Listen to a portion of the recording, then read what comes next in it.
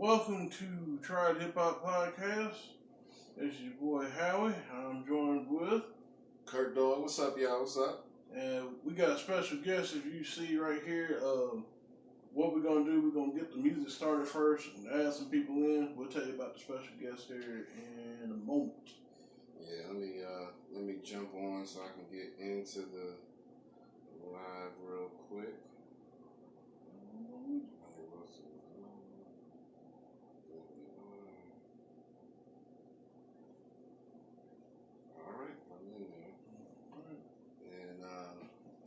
Alright, y'all, so we're going to get this thing going. While Howie gets some people in here, let me give y'all a little introduction to my homeboy right here. He goes by the name of Kickboy Triple. We appreciate him coming on the show for today. He does music. It's funny because I'm just now finding out that you do music. I didn't even know. He's quiet. He's like me. I'm real quiet because a lot of people didn't know I write music. There we go. Sorry about that. You know how they be hating on you trying to drown you out with the music? No, man, I was trying to. But, so yeah, he does music, and he's local talent right here in the borough, Greensboro, North Carolina. We're going to get into the interview, ask him some questions, and get things going. Matter of fact, let me invite some people into our live real quick. And then I'm going to get to my questions. We're going to toss it back up a little bit. Let's see.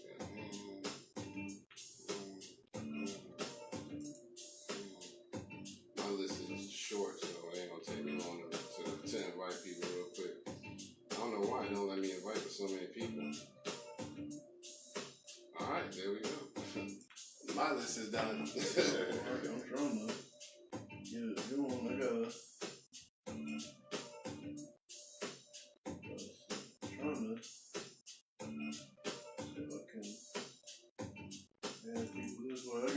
This is my new toy via financial aid. Financial aid coming through for y'all. Yeah, I'm trying to. Ain't nothing wrong with that. Supposed to be the... Alright, we got Reggie Reg watching. What's up, Reg? We got Raphael watching. What's up, Raphael? I know Dominic will probably be in a minute, unless he's asleep, because he always be on every time we go on.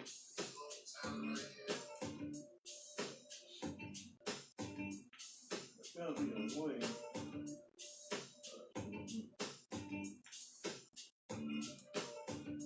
We won't let you invite nobody. That's what I'm trying to do.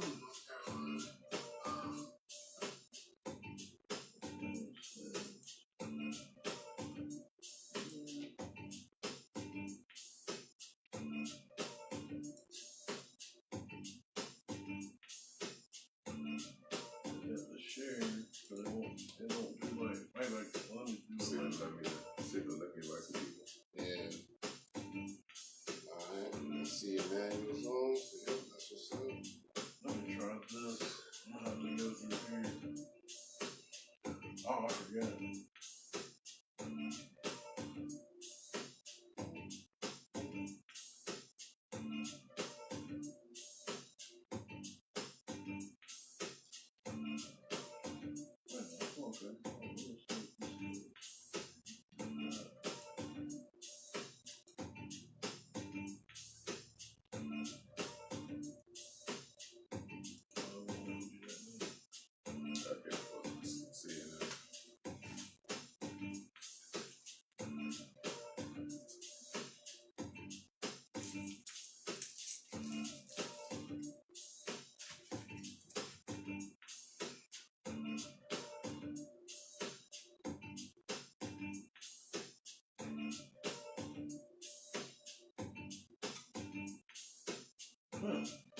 Still no luck. Let me try through this one. Yeah, I figured like a laptop would let you. Right, do a little bit more. Yeah. And you're like, nah.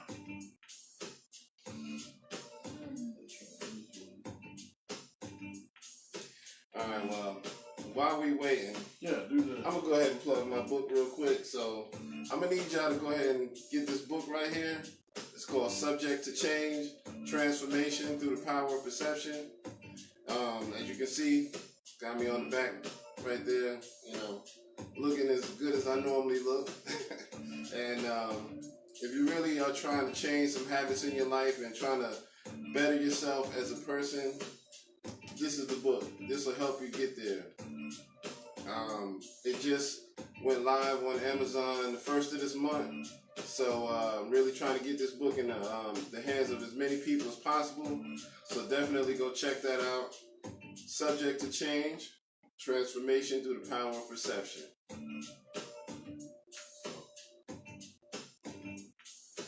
Give them the 3D effects. Using that advanced Giving the 3D effects.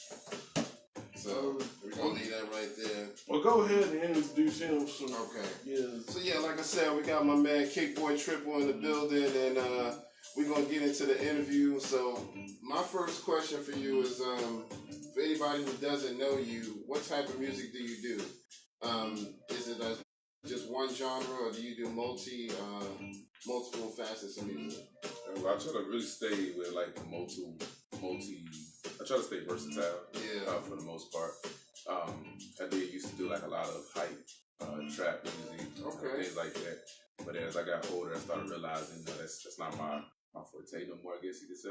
Yeah. So I'm more so like trying to stay more so focused on like a little bit more conscious. Still staying on my original sound, but kind of staying on the conscious. So I'm like more like a hip hop versatile kind of person. Yeah, people gotta see that growth in you, because you know you don't want to be 40p up in here, exactly. just still rapping about trapping, and exactly. you're 45. It's after a while, it's out the door, you know. So it gets played out. Right. Good. So that's good, man. I'm glad to hear that you growing in your music, because I really like what I hear, man. For those of y'all that don't know, he just dropped a song called Giving Him Hell, or Give Him Hell, I should say, and came out the same day as this book, once again. But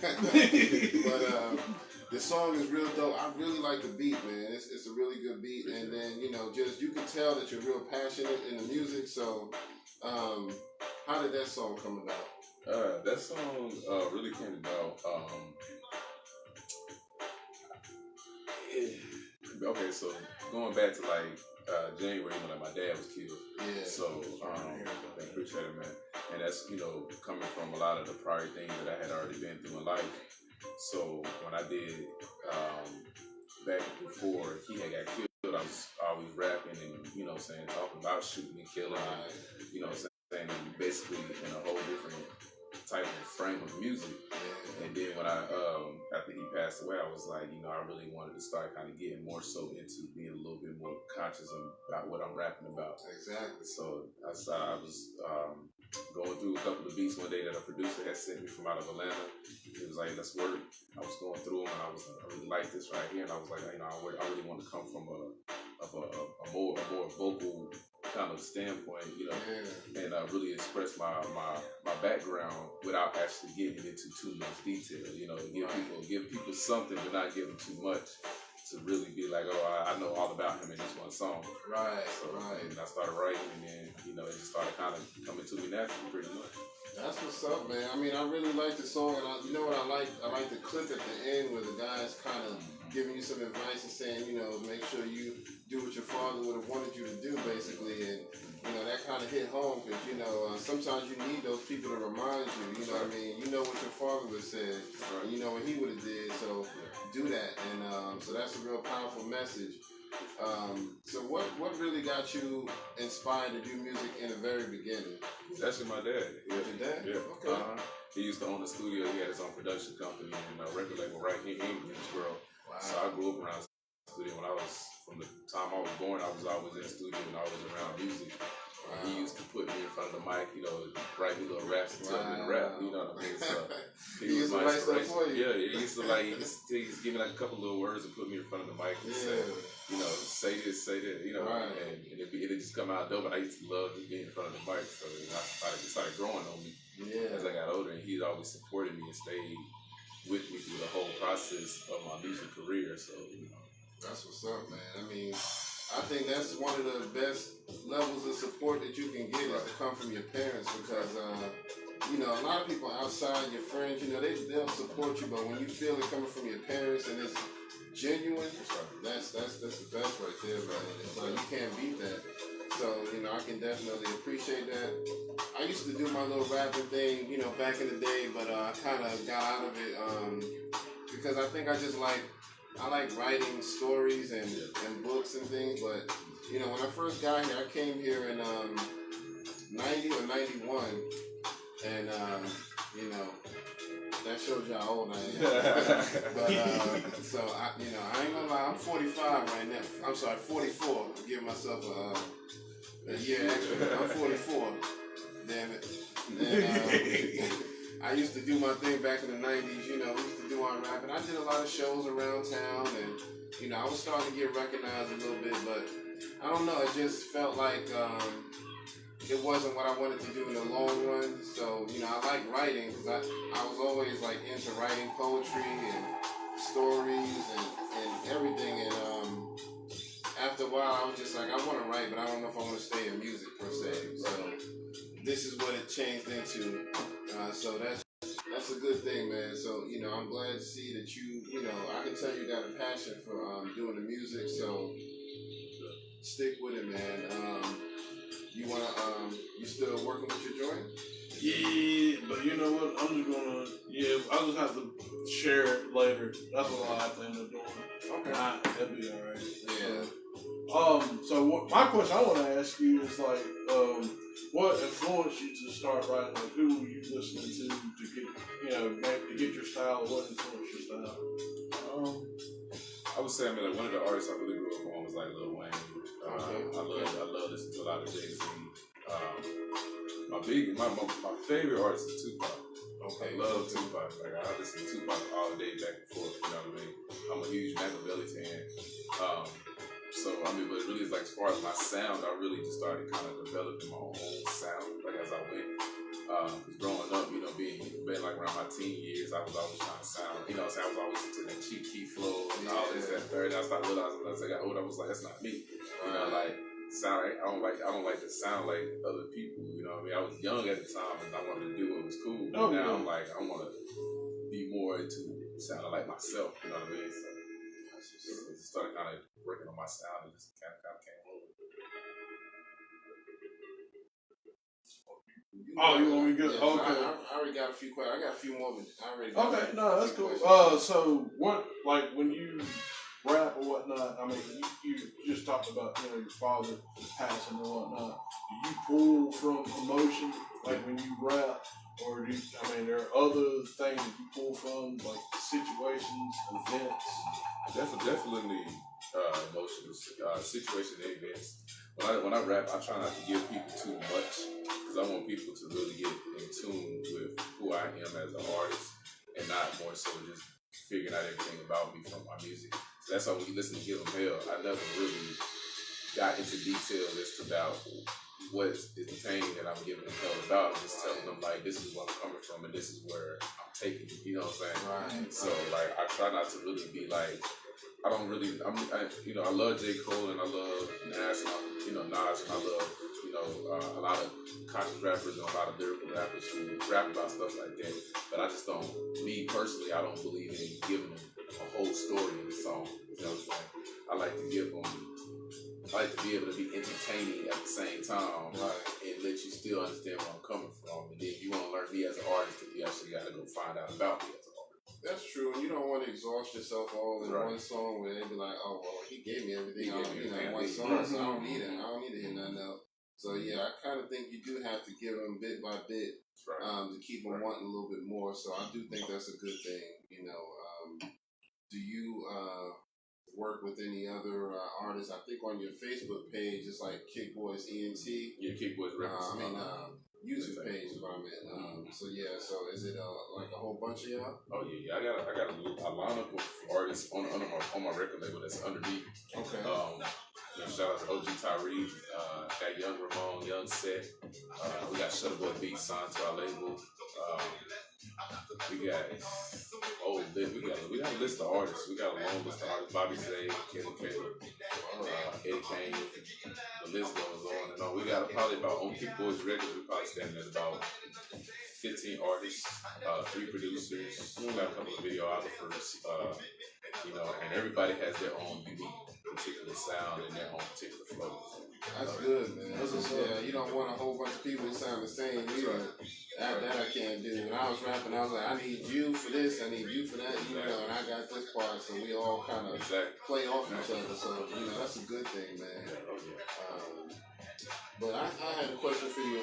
How long have you been rapping? Like, what age did you really get into it? When I started taking it seriously at 9. Okay, that's what's up. That's when I really started, trying to actually sit down and write raps and listen to instrumentals and come up with concepts pretty much. Yeah, because the industry is so much more open now. Because when I was coming up, I was kind of born when hip hop was born in the 70s, and when I got into it around 12, and that was only because my brother and them, they was like, yo, write something. We writing. Why don't you try writing? And I was like, I don't think I can do it, man. Y'all go ahead. And they just kept coming back, and I finally did it. But back then, you kind of looked up to rappers like, I could never do that. You know what I mean? And now you kind of can see yourself on that same level. You know what I mean? Like, okay, if he can do it, I know I can do it.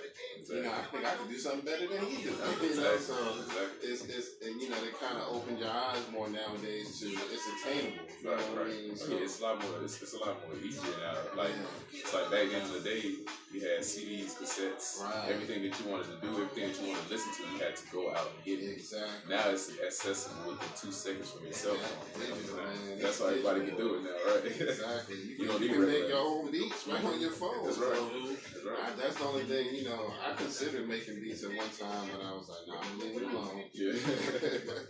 But go ahead, man. Yeah, so that's what I was going to ask, like, how you feel about the music business today, like, as far as, like, you guys, what I'm saying, you got your entertainment, your company and everything. What does it look like for you guys, like, right now, and how do you feel about it as a whole? Because, again, like I said before we were talking about the Leon Cohen situation. We got people outside of our culture coming in and trying to. They're really trying to take this over. So what's important for like brothers such as yourself, really own his own shit, and not have nobody come in just like, oh, we taking it right. Be completely honest with you, I think the industry is too easy right now. Like I think music right now in general is too easy. Yeah, it is. It's like you said, anybody can do it. Nobody has to be taken like seriously. Once you crack the dope and everybody just rushes in. That's right. So, it's like it's so many artists now. It's like I said, it's like because my whole thing now is it's really because of technology. Because it's like back in the days, in order to distribute your music, you needed a deal. You know what I'm saying? Like you had to have $1 million deal in order to get your music out there. Such living next door couldn't have your record unless you actually handed it to them. Well, that's one thing they said on that interview too. Like, what they would do, back in the day, they would buy like a whole warehouse and but things like YouTube and stuff. You pretty much you put yourself on there. That's right. You broadcasting to billions of people. So it's like you become your own distribution. That's right. And see, now in order to make it now, it's like you gotta literally be unique. You gotta be different. You gotta be not trying to call out artists, but you gotta look different. You gotta be different. Something has to be different about you. There's millions of artists out there now. That's why artists who are questionable about their sexuality and artists who look like they might be questionable. They're making it because everybody's interested in finding out who they are. Right. Like a car accident. Exactly. Even though it's bad, you just kind of can't help but look. It's like a scary movie. It's like once you see it, it's like you can't stop looking at it. So it's turn away from it. Right. Exactly. So you got to be able to bring something to the table now. It's like you can't just come as an artist and say, "Here's my music." Nobody wants to hear it. To be honest with you, nobody. There's a million artists out there. We try to sit down and listen to everybody. We've been listening forever. Right. They want to know what separates you, what sets you aside, what makes you different.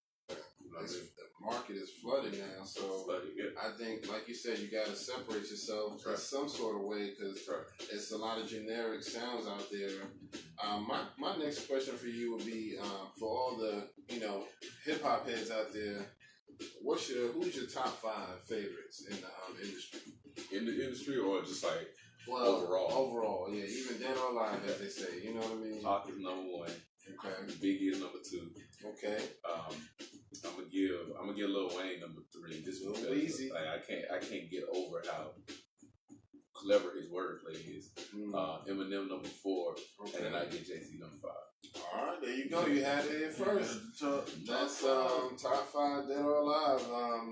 I think that's always a good thing to just have those people, so you can know, what helps you to get inspired too. Because I mean, everybody should have one. You know what I mean? Right. I mean, I think it's gonna be based on, your generation or whatever. Because like for me, my top 5 is like Rakim, Nas. Nas definitely, Cool G Rap, Redman, and maybe like a lot of people nowadays may not know of Pharoah Monch.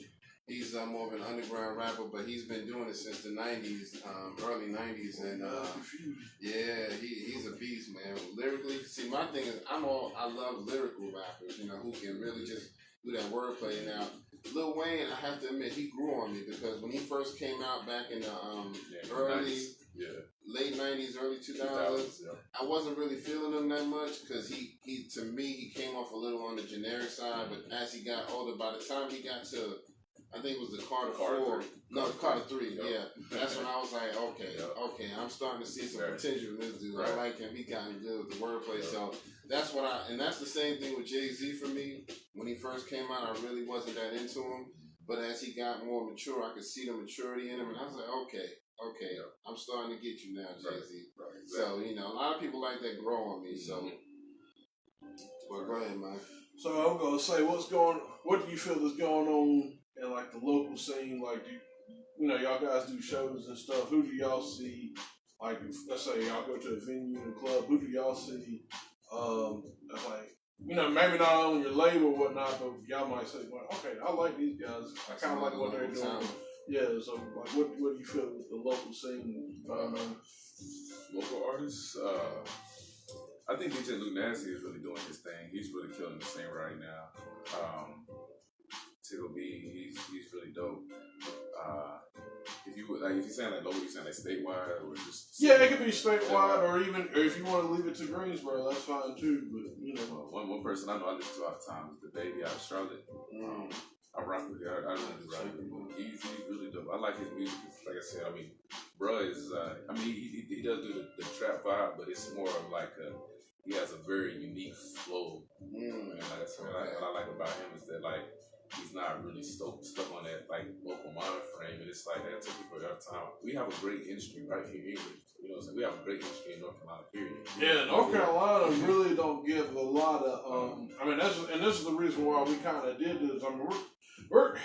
We're kind of old fogey a little bit, you know what I'm saying? Because we kind of more like the older hip hop, but we want to try to get more of the newer cats that coming in, and also to expose the world to like the North Carolina scene, because there's a lot of stuff that's going on. They had the festival just passed.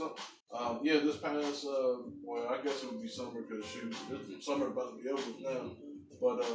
It's just, North Carolina's got a lot of talent. It's a boiling pot right now. I'm telling people, like, honestly, it's going to pop. And when it pops, it's going to pop hard. It's going to be like, it's not going to be just, when the industry in North Carolina pops, it's not going to be just one artist. Yeah. It's going to be 10 artists, 30 artists, 40 artists. It's going to pop. Like, it's just a boiling pot right now. It's just like it's got so much steam built up in it. And the thing of it is, it's got variety. It's like you said, you got some that do the trap, but then you got some that do like the backpack stuff. That you know what I'm saying. So it's a diverse thing. It ain't just like one thing. Exactly. Exactly. So I think P.D. Pablo really helped to just put North Carolina out there just to say, don't sleep on us. We got a little something going on, and then you got J. Cole. Yeah. Are you familiar with Rhapsody? Mm-hmm. Yeah, Rhapsody, she's a beast, man. I love her, man. So, you got so many people just coming out of North Carolina, and it's just really just making it out there and just showing that, you know, talent can come from anywhere. You know what I mean? It ain't got to just be from New York or just from LA and all of that, so, or Atlanta. So, yeah, so we coming up on the map. You know, I'm originally from New York, but, you know, I like to see North Carolina growing, so I've been here long enough that I'm a North Carolinian, so. But, from North Carolina, son. North Carolina.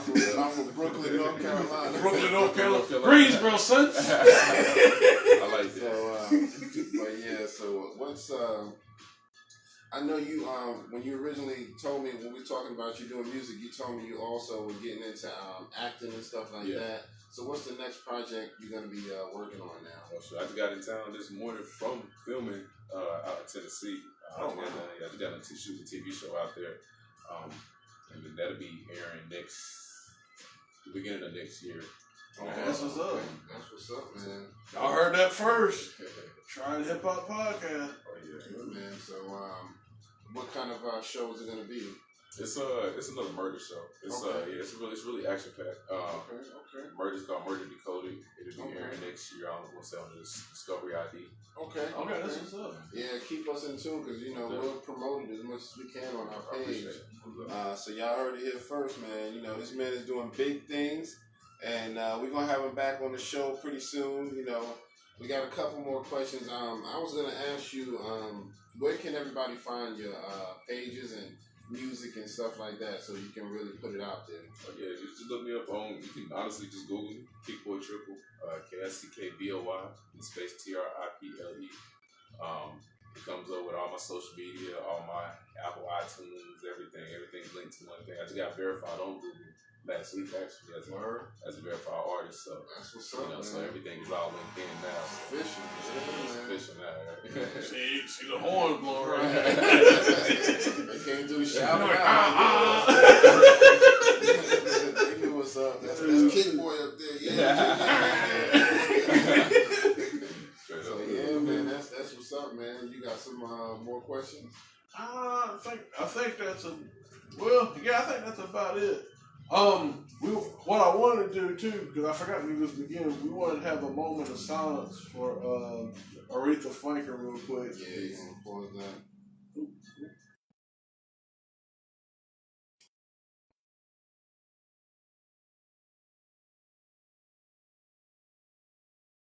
All right. Yeah, definitely. Rest in peace to the Queen of Soul, Aretha Franklin. You know, for anybody who don't really know her music, you really need to go back and check that out because, you know, somebody like her opened a lot of doors for a lot of your favorite artists today. Definitely a lot of the samples used from her. Yeah. So, you know, a lot of your favorite artists, that's their favorite artist. You know what I mean? So, definitely give some respect to that lady. She contributed over 5 decades to the music industry. You know what I mean? So, that's what's up, man. But, you know, I want to thank you, man, for coming. Yeah, appreciate it, man. No problem. We do this every weekend, so anytime you want to come back through, we'll definitely have you. Do we need to cover anything else before we sign off? I think that's about it. Basically, sorry about everybody. I didn't get the invite or whatnot, so what I'll do, I'll end up sharing it on my page, or Curtis' page. Oh, and also check us out on Instagram and our YouTube page. You know, yeah, you can find a replay of all the episodes. We getting them all uploaded on YouTube too. Okay, and also, you know, we'll keep you informed of the shows and future dates and stuff. So we appreciate you guys tuning in. And the book, buy the book. Support your local entrepreneurs. Buy that book. Support that music. Support that man. Support this show. Everything. We putting our stamp on everything. So, stamping. The Triad Hip Hop. This is your man Kurt Dog. I'm Howard. And we gonna see y'all.